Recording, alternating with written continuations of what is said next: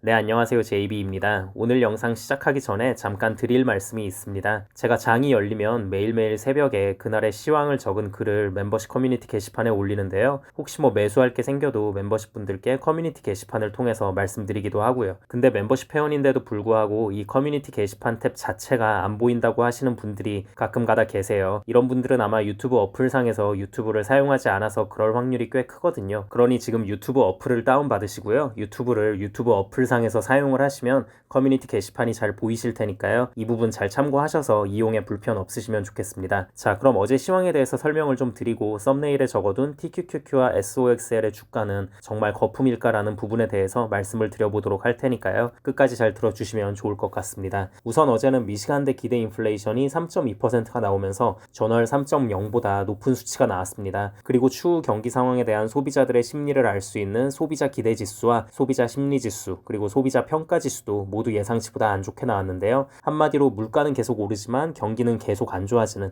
스태그플레이션을 예상하는 사람들이 많아졌다는 뜻입니다. 이런 소식은 채권과 주식 모두에게 좋을 리가 없기 때문에 동반 하락을 했고요. 참고로 2011년 부채 한도 협상이 극단으로 치달았을 때 소비자 심리 지수가 지금처럼 많이 떨어졌습니다.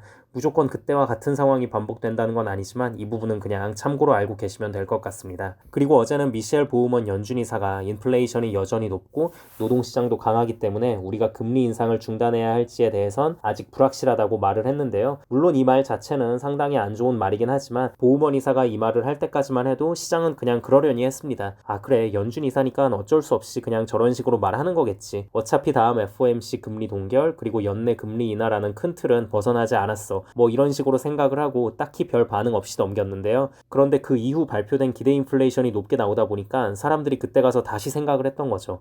야 뭐야, 보우먼이 아까 했던 말도 그렇고 뭔가 좀 불안한데? 이거 이러다 설마 금리 동결 안 하는 거 아니야? 라고 생각을 하게 됐고요. 순식간에 페드워치도 금리 동결 확률이 89.3에서 82.3으로 떨어졌고 채권 시장이 출렁이며 채권 가격이 하락했습니다. 여전히 금리 동결 확률을 훨씬 더 높다고 보고는 있는데 약간은 그래도 좀 불안함이 더해졌다고 보시면 될 것 같습니다. 자, 그리고 지금 부채 한도 협상이 계속 이슈가 되고 있잖아요. 이게 제대로 되는 건가 어쩐 건가 궁금하신 분들이 많을 텐데요. 분위기는 그렇게 나쁘지 않은 것 같습니다. 실무진들끼리의 협상이 꽤 괜찮게 진행되고 있는 것 같아요. 백악관 측에서도 실무진 협상이 생산적으로 이어지고 있다고 말을 했고요. 공화당의 더스티 존슨 의원도 지난 이틀은 우리에게 희망의 이유를 더 많이 줬다고 공식적으로 밝히기도 했습니다. 일단 지금까지 어떤 방법들이 구체적으로 논의되고 있는지 미국 언론들에서 밝힌 내용으로는 바이든 정부가 에너지 채굴 허가를 확대하고 사용하지 않는 팬데믹 관련 자금을 회수하는 방안에 대해서 검토하고 있다고 합니다. 민주당과 바이든 정부가 친환경 좋아하잖아요. 그래서 이 기조를 지키려다 보니까 바이든 정부 출범 초창기부터 에너지 채굴에 대해서 계속 반대를 해오던 상황이었는데요. 막상 이거 휘발유 원유 가격의 안정화를 위해서라도 이래저래 조치가 필요하다고 느낀 거겠죠. 그래서 이 부분에서 허가가 되면 인플레에도 도움이 될 것 같다는 생각이 들고요. 근데 한 가지 제가 개인적으로 걱정이 되는 건 과연 이걸 이제 와서 허가를 내준다고 해서 에너지 채굴 업체들이 적극적으로 나설 것인가라는 생각은 좀 듭니다. 지금이야 상황이 급박하게 돌아가니까 허가를 내주겠지만 언제라도 정부에서 마음을 바꿔버리면 다시 또 제재를 받을 수도 있는 거기 때문에 과연 기업들이 잘 따라줄지 이 부분이 좀 마음에 많이 걸리는 것 같습니다. 그러니까 이런 건 좀 애초에 확실한 대안이 없는 상황에선 친환경만 울부짖을 게 아니라 좀 더 조심스럽게 접근을 했어야 했는데 이제 와서 저러는 게 안타깝다는 생각이 들고요. 네, 그리고 제가 오늘 썸네일에 적어둔 지금의 주가는 과연 거품인가 라는 부분에 대해서 말씀을 좀 드려보자면요. 소시에테 제네랄이라는 상당히 규모도 크고 유명한 프랑스의 투자은행이 있습니다. 프랑스 내에서 BNP 파리바 그리고 크레디 아그리콜의 뒤를 잇는 3위 정도 규모라고 보시면 되는데요. 여기서 어떤 말을 하고 있냐면 올해 들어와서 S&P 500 지수가 8% 가까이 올랐는데 이게 정상적인 상승이 아니라는 겁니다. 이게 사실 오로지 AI 열풍에 의한 것이로만 보는 의견이거든요. AI가 당장 엄청난 수익성을 가져다 주거나 그런 것도 아닌데 미래에 대한 기대감만으로 너무 과하게 올랐다는 거죠. 그래서 AI로 수혜를 입은 기업들인 마이크로소프트나 구글, 엔비디아 이런 곳들이 없었다고 치면 오히려 S&P 500 지수가 8% 상승한 게 아니라 2% 하락했다고 보는 의견인데요. 저도 상당히 공감하는 바입니다. 사실 순이익이나 매출이나 이런 부분들이 다 줄었는데 애플, 마이크로소프트, 엔비디아 같은 빅테크 기업들은 이미 전고점을 찍으려 하고 그것도 직전 전고점이나 이런 것도 아니고 코로나 돈풀기 버블 당시에 역사상 최고 전고점을 찍으려고 하는 이런 모습이 아무래도 좀 거품인 것 같다는 생각이 들긴 합니다. 물론 구글과 TQQQ의 비중을 많이 싣고 있는 주주로서 있어서 이유가 뭐가 됐건 이렇게 상승해 주니까 좋긴 한데 이 상승이 여전히 좀 불안한 감이 많이 있고요. 이거 이러다가 메타버스 꼴 나는 건 아닌가 하는 걱정도 좀 들고요. 메타버스 테마가 한창 잘 나갈 때도 기업들이 뭐만 하면 실적 발표 때마다 메타버스 갖다 붙이면서 주가 올리고 그랬잖아요. 그때랑 상당히 비슷한 느낌도 나고 그렇습니다. 메타버스 열풍 당시에도 딱히 메타버스로 인한 수익성이나 이런 게 확인이 되지도 않았던 상황에서 오로지 미래에 대한 기대감만으로 올랐던 기업들의 주가가 얼마 못 가서 전부 다 처참할 정도로 무너졌잖아요. 물론 AI가 메타버스보다는 확실히 훨씬 더 현실감 있어 보이고 괜찮아 보이는 건 맞는데 그래도 너무 미래의 가치를 과하게 빨리 당겨온 게 아닌가라는 생각이 좀 들고요. 그래서 저는 지금까지도 늘 그래왔지만 앞으로도 가급적 저평가되어 있는 섹터 위주로만 투자를 할 것 같습니다. 매수에 들어가게 되면 멤버십 회원분들께는 커뮤니티 게시판 통해 실시간으로 말씀드리도록 하겠습니다. 네, 그럼 오늘 영상은 여기까지 하도록 하고요. 오늘도 새롭게 멤버십 가입해주신 분들이 계셔서 감사 인사드리고 마무리하도록 하겠습니다. 김덕효님 맥도날드 멤버십 가입 감사드립니다. 이경아님 맥도날드 멤버십 가입 감사드립니다.